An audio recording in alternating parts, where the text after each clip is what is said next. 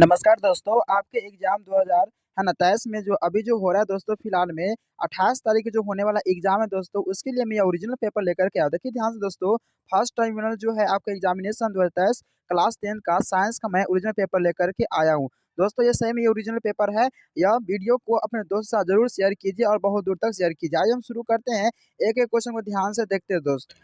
देखते हैं एक-एक क्वेश्चन देखिए ध्यान से दोस्तों, है ना? आपके एग्ज़ाम के दृष्टिकोण से यही क्वेश्चन रहेगा और बहुत ही इंपॉर्टेंट है। देखिए ध्यान से दोस्तों, पहला क्वेश्चन क्या कहता है कि मछली में श्वसन होता है। बच्चे याद रखिएगा, इसका जो आंसर होगा मछली में श्वसन जो होता है करता है वो किससे तो गिल से। किससे बच्चे याद रखिए तो गिल से। तो इसका आंसर क्या हो जाएगा तो डी हो जाएगा। 2 में देखते हैं ध्यान से बच्चे, धमनियाँ शुद्ध रक्त पहुँचाती है। धमनियाँ जो होती है बच्चे, वह शुद्ध रक्त कहाँ पहुँचाती है तो हृदय से, है ना? शरीर के विभिन्न भागों में पहुँचाती है। तो इसका आंसर क्या हो जाएँगे तो ए हो जाएँगे। आगे बढ़ते हैं क्वेश्चन नंबर 3 की तरफ। क्वेश्चन नंबर 3 में क्या कहता है ध्यान से देखिएगा कि रक्तचाप जिसको हम लोग बोलते हैं ब्लड प्रेशर। क्या बोलते हैं बच्चा जी? ब्लड प्रेशर कहा जाता है। ये ब्लड प्रेशर क्या होता है? तो याद रखिएगा, ये महाधमनी एवं उनकी शाखाओं को रक्त प्रवाह का दबाव बढ़ाता है। तो इसका आंसर क्या हो जाएँगे तो बी हो जाएँगे। 3 में देखिए, मानव शरीर में कितने वृक्क होते हैं? बच्चे याद रखिएगा, 1 जोड़ा, बोले तो 2 गो होता है या 1 जोड़ा कह सकते हैं। तो इसका आंसर क्या हो जाएँगे तो ए हो जाएँगे। आगे बढ़िए क्वेश्चन नंबर 5।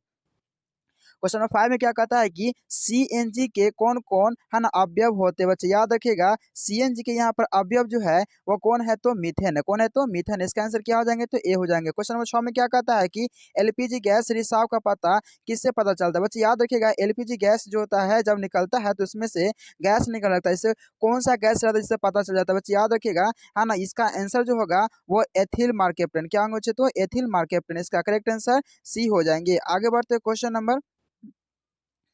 नंबर 7 की तरफ। अम्ल और भस्म, देखिए ध्यान से बच्चे, अम्ल और भस्म आपस में अभिक्रिया कर क्या बनाते हैं? बच्चे याद रखिएगा तो लवण बनाएंगे। 8 में कहता है कि अम्ल शब्द की उत्पत्ति लैटिन शब्द एटिस से हुई है, जिसका अर्थ क्या होता है? बच्चे याद रखिएगा तो खट्टा होता है। 9 में क्या कहता है कि निम्न में से कौन अकार्बनिक लवण है? बच्चे याद रखिएगा, अकार्बनिक लवण जो होगा वो कौन होगा तो HNO3 हो जाएगा। इसका करेक्ट आंसर क्या होंगे तो सी हो जाएंगे। आगे देखते हैं क्वेश्चन नंबर 10 की तरफ। क्वेश्चन नंबर 10 में क्या कहता है ध्यान से देखिएगा कि तांबे के बर्तन में खट्टे खट्टे खाद्य पदार्थ क्यों नहीं रखने चाहिए, ठीक है? याद रखिएगा, है ना, खट्टे पदार्थ में अम्ल होते हैं जो क्या करते हैं, तांबे की रासायनिक अभिक्रिया कर पदार्थ को प्रदूषित कर देते हैं। तो इसका आंसर क्या हो जाएंगे बच्चे तो सी हो जाएंगे। आगे देखिए ध्यान से, क्वेश्चन नंबर 11। क्वेश्चन नंबर 11 में क्या कहता है कि दही में किस किस प्रकार का अम्ल पाया जाता है? बच्चे याद रखिएगा, दही में जो पाया जाता है वह लैक्टिक अम्ल पाया जाता है। तो इसका आंसर सी हो जाएंगे। 12 में देखिए, निम्न में कौन सी धातु अम्ल और क्षार दोनों से अभिक्रिया करता है? तो वो है बच्चे याद रखिएगा, है ना, जिंक होगा। कौन है बच्चे तो याद रखिएगा, जिंक जो है क्या करते हैं, वह अम्ल और क्षार दोनों से क्या अभिक्रिया कर लेते हैं। तो इसका करेक्ट आंसर क्या हो जाएंगे तो डी हो जाएंगे। ध्यान दीजिए बच्चे, अगला क्वेश्चन नंबर 13 में क्या कहता है कि आँख का लेंस का पावर होता है, क्या होता है बच्चे याद रखिएगा, आँख का लेंस का जो पावर जो होता है वो होता है धनात्मक होता है। उसके बाद 14 में कहता है निम्न में से कौन सा पदार्थ लेंस बनाने के लिए प्रयुक्त नहीं किया जाता? तो बच्चे याद रखिएगा, मिट्टी हो जाएगा। इसका आंसर डी हो जाएंगे। आगे देखिए, भोजन का सर्वाधिक पाचन होता है, बच्चे याद रखिएगा, इसका आंसर करेक्ट हो जाएंगे, है ना, वह डी हो जाएंगे, इनमें से कोई नहीं। आगे बढ़ते क्वेश्चन नंबर 16 की तरफ। क्वेश्चन नंबर 16 में क्या कहता है ध्यान से देखिएगा बच्चे,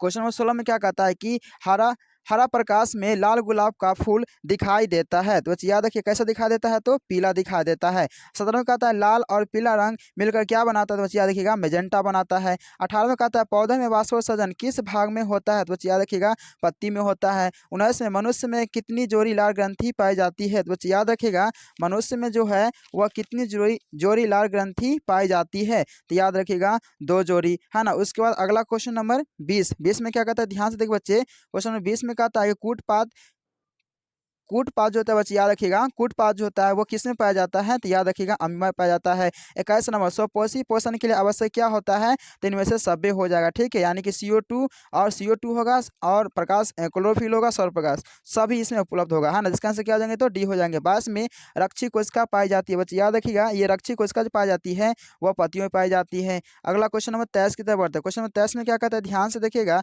कि बेकिंग सोडा का सूत्र क्या होता है? याद याद रखिएगा, NaHCO3 होता है। इसका आंसर बी हो जाएंगे। 24 में क्या कहता है एक अवतल लेंस की फोकस दूरी 20 सेंटीमीटर, इसकी क्षमता क्या होगी बच्चे याद रखिए, इसकी क्षमता जाएंगे वो D-5D हो जाएंगे। 25 में पौधे में गैसों का आदान प्रदान किसके द्वारा होता है? तो याद रखिएगा, रंध्र के द्वारा होता है। अगला क्वेश्चन है 26 नंबर कि सिनेमा के पर्दों पर किस प्रकार का प्रतिबिंब बनता है? बच्चे याद रखिएगा, वास्तविक प्रतिबिंब बनता है। आगे देखिए ध्यान से क्वेश्चन नंबर 27 की तरफ। क्वेश्चन 27 में क्या कहता है कि प्रकाश स्रोत के सामने एक गेंद को रखने पर छाया कैसी बनती है? तो बच्चे याद रखिएगा, इसकी छाया जो बनती है वो कैसी बनती है? तो चौकोर बन जाती है। ठीक है, अगला देखिए क्वेश्चन नंबर 28 में कहता है कि प्रकाश का अपवर्तन कितने नियम होते हैं? तो 2 नियम होते हैं। 29 में पानी में डाली हुई छड़ी टेढ़ी दिखती है, इसका क्या कारण होता है? तो प्रकाश का अपवर्तन के कारण होता है। अगला 30 में प्रकाश की किरणें गमन करती है, बच्चे याद रखिएगा, तो सीधी रेखा में गमन करती है। आगे बढ़ते क्वेश्चन नंबर 31 की तरफ। क्वेश्चन नंबर 31 में क्या कहता है? ध्यान से देखिएगा कि किसी उत्तल लेंस के लिए फोकस दूरी क्या होती है? बच्चे याद रखिएगा, उत्तल लेंस के लिए जो फोकस दूरी जो होती है वह धनात्मक होती है। इसका आंसर सी हो जाएंगे। अगला देखिए, किसी पदार्थ की ऑक्सीजन से अभिक्रिया कर जलने की क्रिया को क्या कहते हैं? तो याद रखिएगा, जलने की जो क्रिया जो होती है बच्चे, उसको हम लोग दहन कहते हैं। अगला क्वेश्चन नंबर 33, साग सब्जियों का विघटन होकर कंपोस्ट बनाना किस प्रकार की अभिक्रिया होता है? तो बच्चे याद रखिएगा, इसका आंसर हो जाएंगे ए, यानी कि अवक्षेपण हो जाएंगे। आगे देखिए क्वेश्चन नंबर 34 में क्या कहता है? ध्यान से देखिएगा, लेंसों में मुख्य फोकस की संख्या कितनी होती है? तो बच्चे याद रखिएगा, 2 होती है। 35 में किसी अवतल लेंस के लिए फोकस दूरी क्या होती है? तो याद रखिएगा, ऋणात्मक होती है। 36 में दाढ़ी बनाने के लिए किस दर्पण का उपयोग होता है? बच्चे याद रखिएगा, अवतल दर्पण का उपयोग होता है। आगे देखिए ध्यान से, क्वेश्चन नंबर 37 में क्या कहता है? क्वेश्चन नंबर 37 कहता है कि लेंसों में मुख्य फोकस की संख्या कितनी होती है? तो बच्चे याद रखिएगा, 2 होती है ना। बाजार में बिकने वाले चिप्स की थैली में जो है ना डाला हुआ रहता है, उसमें गैस भरी हो जाती है, कौन सा गैस? याद, नाइट्रोजन भरा जाता है। 39 में वास्तविक वस्तु का आभासी प्रतिबिंब कैसा होता है? बच्चे याद रखिएगा, तो वो बनता है समतल दर्पण में बनता है। आगे देखते हैं ध्यान से, क्वेश्चन नंबर 40। क्वेश्चन नंबर 40 में क्या कहता है? ध्यान से देखिएगा, 40 में कहता है कि निम्न में से कौन सा पदार्थ लेंस के लिए प्रयुक्त नहीं किया जाता है? तो इसका आंसर होगा मिट्टी हो जाएगा। अगला देखिए ध्यान से, किस लेंस के बाहर की ओर उभरे 2 गोलीय पृष्ठ को है ना इसे कहते हैं? तो बच्चे याद रखिएगा, इसका जो करेक्ट आंसर जो बच्चे हो जाएंगे वो हो जाएंगे आपका बी हो जाएंगे। अगला क्वेश्चन नंबर 42 में क्या कहता है? ध्यान से देखिएगा, क्वेश्चन नंबर 42 कहता है कि लोहे की जो है ना नई वस्तु चमकीली होती है, लेकिन कुछ समय तक वायु में छोड़ देने पर वह लालिमा भूरे रंग की परत चढ़ जाती है, इस पर क्या कहते हैं? तो बच्चे याद रखिएगा, है ना, जंग लगना। क्या होता है तो बच्चे याद रखिए, जंग लगना। अगला है कि है ना ऑक्सीजन के वाहक कौन होता है? तो बच्चे याद रखिएगा, तो आरबीसी होता है। हीमोग्लोबिन का रंग कैसा होता है? हीमोग्लोबिन का लाल रंग होता है बच्चे, है ना। तो इसका करेक्ट आंसर बच्चे याद रखिएगा, हीमोग्लोबिन का लाल जो होता है वह लोह के कारण यानी कि जिंक के कारण होता है। आगे देखिए ध्यान से, क्वेश्चन नंबर 45। क्वेश्चन 45 में क्या कहता है कि पीत कहाँ से स्रावित होता है? बच्चे याद रखिएगा, पीत जो स्रावित होता है वह कहाँ से? तो ए से यानी अमाशय से पैदा होता है। अगला, यूरिया का निर्माण होता है बच्चे, कहाँ होता है यूरिया का निर्माण? तो याद रखिएगा, यकृत में। कहाँ होता है? तो यकृत में होगा। 47 में मधुमक्खी का डंक मारने पर किस पदार्थ से उपचार कर है ना लाभकारी होता है? तो याद रखिए, बेकिंग सोडा। क्या होगा? तो बेकिंग सोडा हो जाएंगे। आगे देखिए ध्यान से, क्वेश्चन नंबर 48। 48 क्या था? इनमें सपोज कौन बच्चे याद रखिएगा, तो हरे पौधे। टोटल बच्चे यहाँ पर 48 क्वेश्चन आपको वहाँ पर एग्जाम में देखने को मिलेगा और हूबहू सेम टू सेम क्वेश्चन देखने को मिलेगा। और मैं प्रयास किया हूँ कि कम समय में आपका यह आंसर की देने का प्रयास किया। बच्चों, यह वीडियो अपने दोस्तों के साथ जरूर शेयर कीजिएगा, ठीक है।